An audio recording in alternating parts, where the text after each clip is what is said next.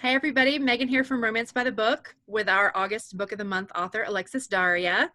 We're here to talk about You Had Me at Hola and all the fun things that she's working on for us next. So, hi, Alexis. Thanks for being here so much. Hi, Megan. Thanks for having me. So, what gave you the initial idea as far as the telenovela aspect? Did you have that part first, or did you have the characters first, and that's just kind of where they fit? Yeah, I had the characters first. Okay. I knew that I wanted to write about a group of cousins. And then one of them, that they were in New York and maybe one of them had just come back to the city. And I was like, okay, well, what was she doing? Why did she live somewhere else? Okay, Hmm. maybe she's an actress. Okay. And then maybe, she's working with this co-star, but how do I keep the family involved? Oh, maybe he's her grandma's favorite telenovela star. There we go. That's awesome. That's such a cool way to get from A to B. I wouldn't have really thought about that. That's why I'm not a writer. I'm a reviewer. I'm not a writer. So, did you watch a lot of like telenovelas or soap operas when you were growing up, or other people in your family did, and you kind of caught them here and there, or was that never really a big part of your life? So my grandmother watched telenovelas every single night, but she would make my cousin and I leave the room when she was watching Uh, them so that we wouldn't like interrupt her or make noise or right. bother her or whatever. So it was just like always part of, my life where she would be Hmm. like, okay, it's time for me novelas. And like, then we had to get out. Right. Um, but then I would watch The Young and the Restless with my babysitter when I was homesick from school, and when I would start going to her place after school, when I would like take the school bus home when I was old Hmm. enough for that, she would tell me what I had missed that day. Nice. And then, the next time I was homesick, I would stay with her and get to see. That's so funny because it was the same thing for me. My babysitter used to watch General Hospital, Yep. and I started watching that show when I was like 6 years old, and it just stuck. And my mom always thought it was the most hilarious thing because she never was a soap opera watcher. And she's like, I can't believe you're watching that. And I would get upset because school would be back in and I would miss it. And she'd be like, oh, you can go a month without watching it. It's fine. I'm like, Right. Not you're that much right, but I changes. don't care. Yeah. And then there were some that I watched, like just because people have been asking me about this so much, I'm like, oh wait, yeah, I used to watch that show, and that kind of counts. Like, I was Yeah. on a panel yesterday, and I was like, oh wait, I used to watch like 90210 and Melrose Place and Oh, stuff like yeah. that. And I feel like Nighttime those soaps kind for of sure. count. Yeah. I was way too young to be watching those shows, but my mom let me, and she used to Yeah. watch them with me. That's Um, funny. Yeah, I definitely watched those too. And yeah, yeah. I was also too young probably for a lot of the stuff that happened on those shows. Mhm. And then at the end of high school, on our senior ski trip, actually, we, God, I'm not going to go into detail, but Yeah. let's just say my entire senior class got into a lot of trouble, and Ah, we all got banished to our rooms in the oh, okay. hotel, and we're not allowed to leave. So I ended up watching Passions with my roommates, Hmm. and I was like, "What is this?" That one was wild. So I felt weird, that a few times too. so weird. But then I would watch that like when I was in college. I didn't have cable, and some days you have classes, some days you have classes only in the morning or in the evening or whatever. Right. So I would sometimes catch that during the day. Um, and then my first college roommate was into The Bold and the Beautiful, so I watched that Okay. for a little bit too. So those were kind of the main ones. Okay. Yeah, I guess those are a few of the ones that are still around now too, when so many have been gone. GH, Young and the Restless, and Bold and the Beautiful. I think those three are the main ones that are still Yeah, they're on. just hanging in there. Yeah. So, when you were writing the characters, why did you feel like it was important for them to have the same background in a lot of ways? And people might assume that they were similar, but because of Ashton growing up in Puerto Rico and Jasmine growing up in New York, how many differences they actually did have? What part of that was like, how did you want that to be portrayed? Just like that, basically. I knew that I wanted Jasmine to have this big Puerto Rican family in New York, but I also wanted the cousins to be, multiracial, Hmm. because that's what my family is like. Hmm. So Jasmine's mother is actually half Filipina. Her grandmother in California is Filipina. So that's also taking a little bit from different parts of my family. Hmm. Um, so with Ashton, I was trying to figure out where he was from. Because a lot of the telenovelas now film in Miami, actually, which is kind of the way that works out there is fascinating. It's a little different now, but at the time when I was doing research for this, it was really a problem because it's like a work for hire state or something like that. So Oh. they can't be in in the union, like SAG, like Oh, they, wow. so their terms are not great, like how much money they make, like all of that kind of stuff. Um, so at the time there was this telenovela actor who was like working to try to get them unionized. And I think he has succeeded since then. Oh, So great. hopefully things are better for the real actors Yeah. down there. Um, but, you know, I thought, okay, well, if he's in Miami anyway, I have an opportunity here to have him be from Puerto Rico and like reference some of the more recent things that have been happening there. So and then I can show that like even within, you know, within Latinx culture, we're not a monolith. You know, there's like so many different countries Mhm. in Latin America and Central America, and then even like within the same culture, like they're both Puerto Rican, but it's a different experience. You know, and then to show Jasmine's side from like the diaspora, and then Ashton like having been born there, I wanted to be able to reference that, but then also show the commonalities as well.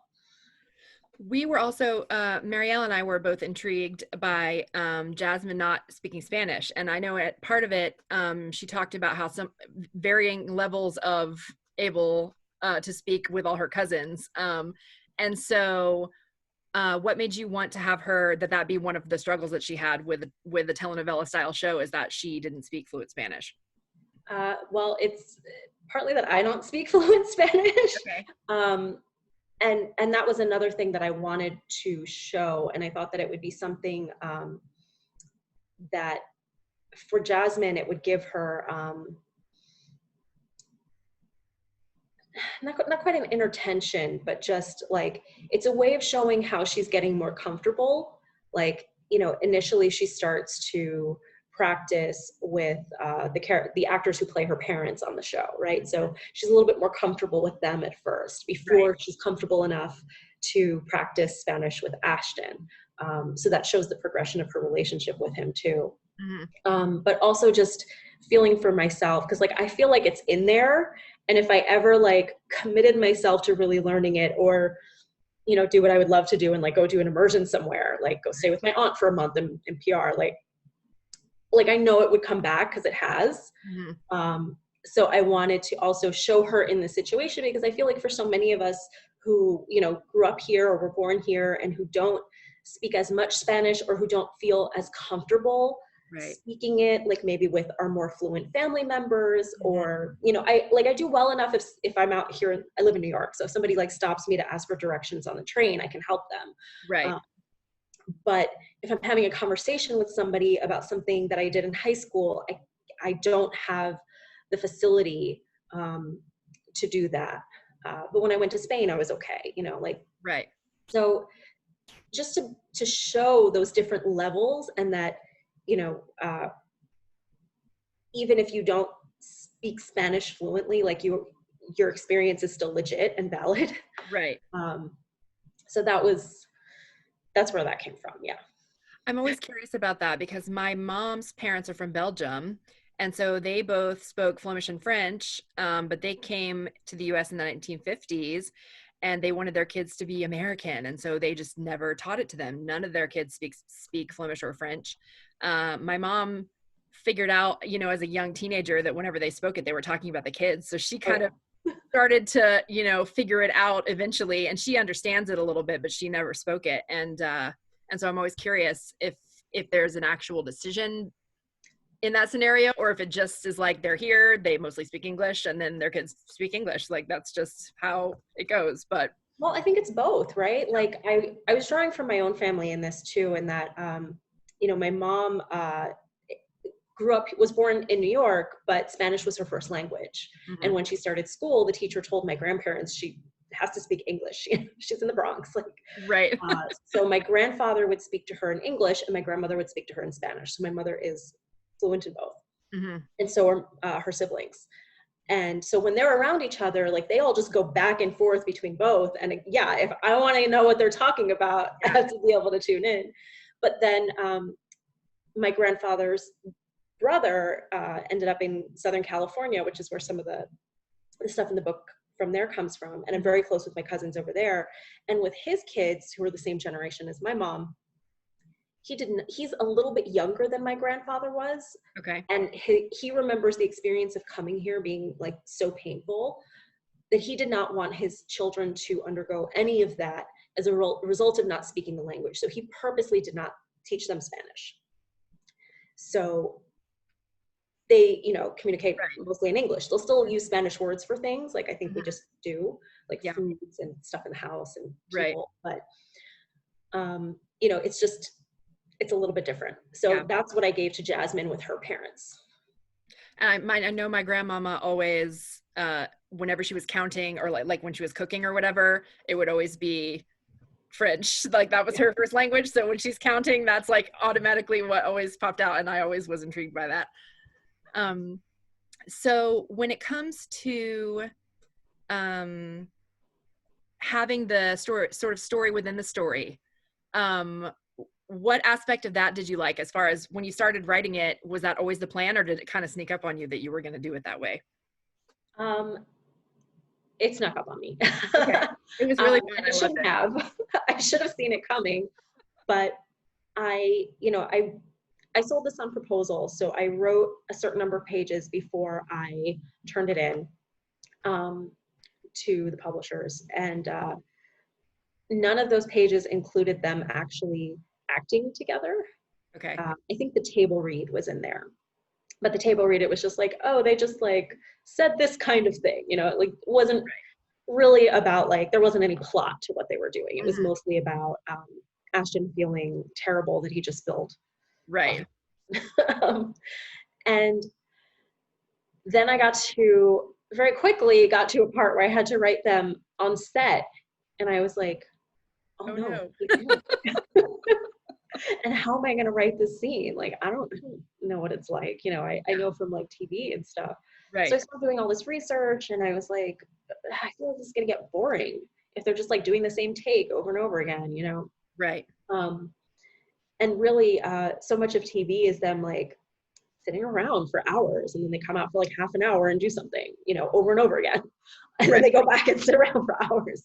So I was like, okay, how do I make this interesting and, exciting and entertaining for the reader? And then I looked at other things that had a show within a show. And I was like, oh, you just show it as if it's happening, or like as if they're watching it on TV or something.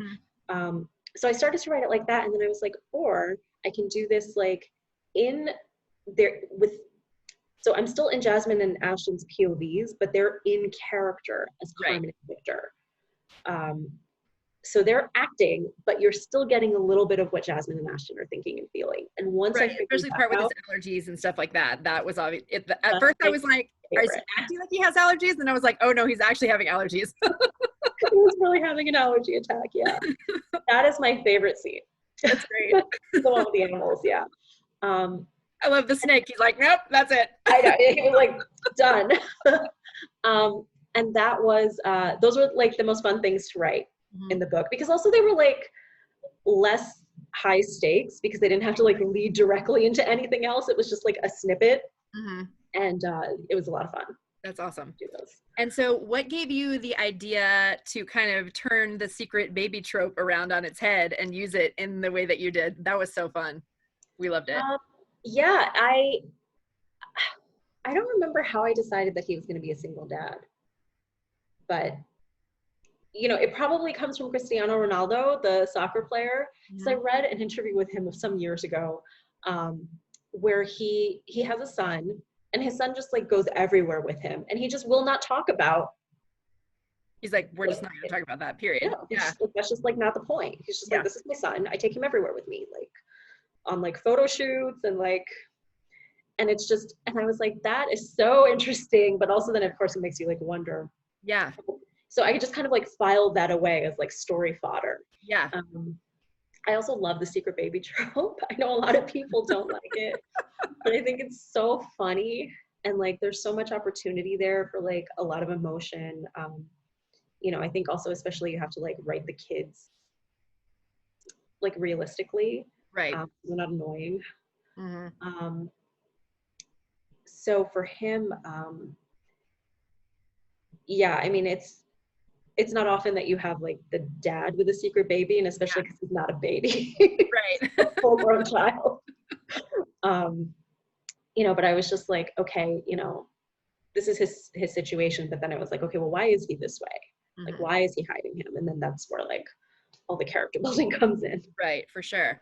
Yeah, it's funny because Secret Baby, it's always a hit or miss for me. I like the idea of it, but it has to be a really good reason, or else I start resenting the heroine from like the first minute, and then I'm like, then they have to work even harder for me to like her if I don't think why she lied or slash didn't tell is like a good enough reason. Then Yeah, I'm like, ugh. And so then yeah, it's very hit or miss. Second chance romance is hit or miss for me that way too, just because it's like it's all the feels I and like love second chance romance though. But you it's know what? I also am like love very haters. forgiving of a heroine like hiding that, because Yeah. it's a hard thing. It's a personal thing. And also, of course, in this case, like obviously Jadia's mother like knows that the child exists. Right, for Like sure. A totally it's not different a secret to situation. anybody involved Yeah. with the kid. It's just a secret to everyone else. Yeah. That was really fun. I liked how it was still kind of a secret baby, but it was just so totally different. So one of the questions we always ask everyone, Marielle's favorite question to ask is if we caught you like right in the middle of writing, like we're a fly on the wall watching you, like what do we see? Do you have snacks? Is there music? Like how does it go? Um, well, I would be in sweats, Okay. with no makeup, my hair not done. Like I just washed my hair today for being on camera. My hair certainly would not be washed. I already have like two kinds of cups here. I have Okay. my tea mug and my water glass. There Nice. might also be like the remains of some sort of like snack wrapper or something. Okay. Um, there's just like junk, like Post-its and stuff Right. on here. I've got the keys to the apartment. You I got actually one write of at a these. desk usually, or are you like on the couch with your laptop? How do you Oh do that? no, I can't work on this stuff. They like kill my back. Yeah. Um, no, yeah, I actually set up a workspace specifically for the pandemic. Did you? I usually would write out of the house. Like I had a membership at Okay. a writing space, and then I couldn't go there anymore. And I was like, I have deadlines. I have to figure something out. So I Right. bought a desk. I bought like a new chair. This is a screen because there's another desk behind me that's not mine. Right. Um, I always have my planner on the desk. So I actually never even filled out yesterday's. That's Thursday. Oh my God, Thursday wasn't even yesterday. It wasn't. Whatever. I haven't had a paper planner in years. I've just been using like my Google Calendar and stuff. And then this year I found one with a cover that I really liked. And I was like, oh, I'm just going to get this. And I like ordered it online.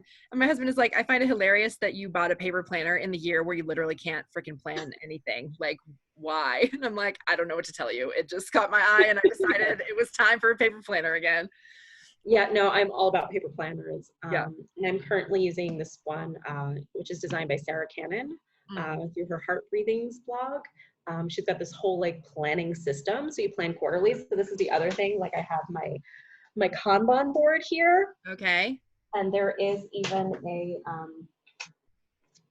sticky note on here for this event. Oh, nice. So it's in the current section, but then after we finish, I will move it down to the done section. Nice. I'm sure that feels good when you're like, oh, done. Like every post that you add to there feels great, I'm sure. It does. And then I watch the Post-its like pile up at the bottom and I'm like, look how much work I did this quarter. Yeah, that's Feels awesome. great. So one of the other questions that I always ask is, what is your favorite trope to read? To read. I love A Marriage of Convenience. Okay, me too. Um, I just read Naima Simone's book that's out in a couple weeks. That's Marriage of Convenience. It was is that the super. Desire one? Yeah. Yes. It's Trust Fund Fiance, I think's the name of it. Yes. It was fun. I want to read that one. The cover is gorgeous. Harlequin Desire is killing their covers Oh my lately. God, the covers are so beautiful. They make me so happy. They're awesome. Because it's also like, this is like what it could have always been, but at least they're finally doing it. Yeah. I do love a second chance romance. Like I'm listening to Daring and the Duke right now, Okay. where it's like childhood friends slash crush slash enemies slash to lovers. Like Yeah. I love it. I love that series. That's awesome. I've been reading a lot of like paranormal, fantasy, sci-fi, like anything to get me like out of this world. Like the only contemporaries I've been reading lately have been like ones I have for review or like when we do our books of the month and stuff. Like I've been just slotting them in there. I'm kind of a mood reader in general anyway, and so yeah, lately I've just been reading anything that's like away from here.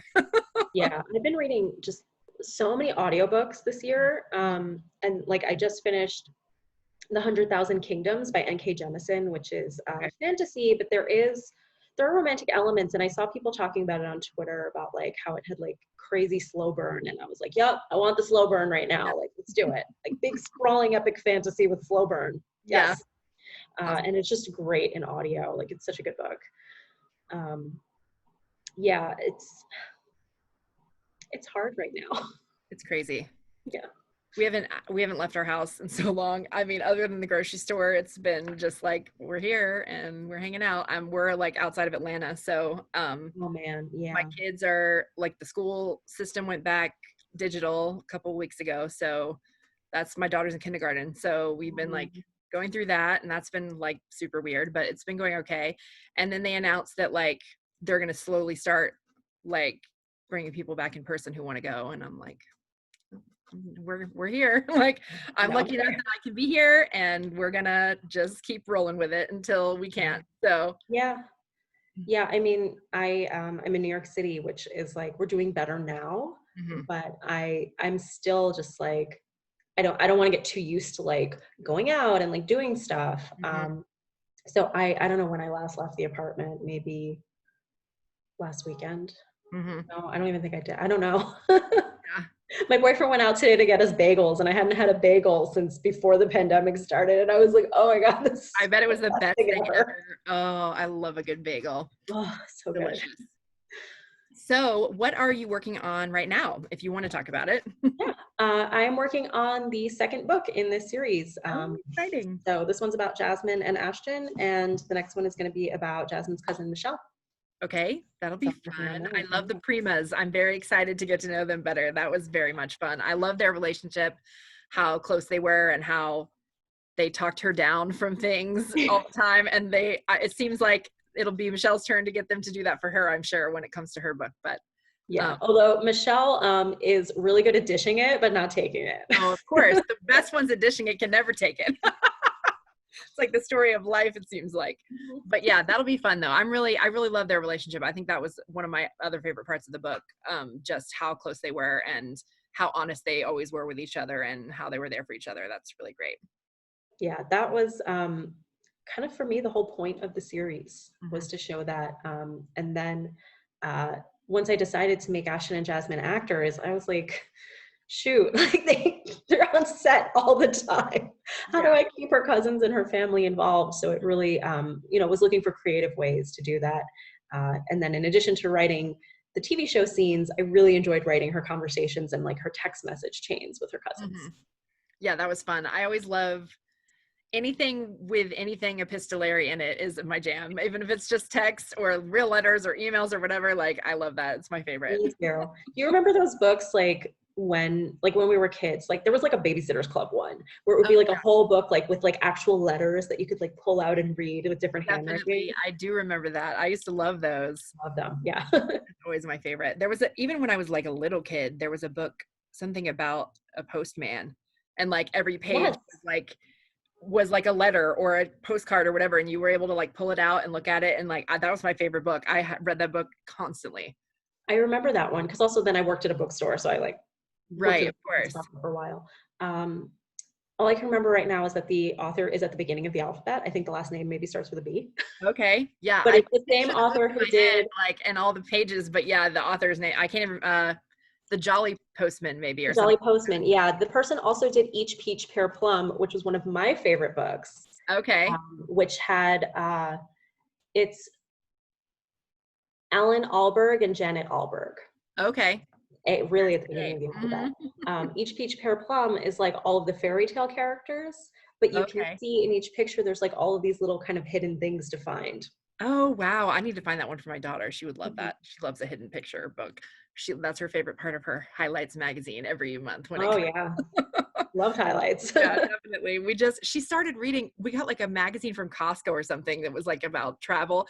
And she just kept looking at it. I'm like, why does she care about this magazine? I'm like, I need to get her a magazine that she'll actually be able to like fully read if she wants and really like care about the stuff that's in there. Yeah. So she's been into it since we got that. So that's worked out well. So, well, thank you so much. This has been so much fun. Yeah, thanks for having me. And It was a great combo. I really, yeah, I really loved it. And we love the book. We are so happy that we got to feature it. And we can't wait to read the next one. So is the next one that's coming out going to be your next book? Is that, or do you have something coming out in between there? Probably not. Okay.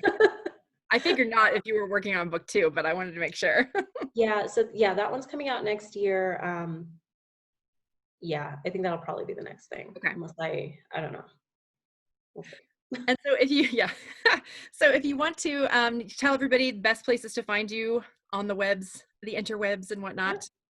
So you can find me on Twitter and Instagram at Alexis Daria. I am not really on Facebook. You can look for me there, but you're not going to find much. I also have a newsletter where I send out like book recommendations and just updates about what I'm working on. And if I ever have like fun things or like cover reveals, I always show my newsletter subscribers first. Okay. So the link to that is in my bio on both Twitter and Instagram. Okay. And on my website, alexisdaria.com. Okay. Awesome. Well, thank you again so much. Everybody go out and get this book if you haven't. You'll love it. And sign up for the newsletter because it sounds like you get some awesome inside information when you do that. So thank you very much. We'll see you guys next time. Bye.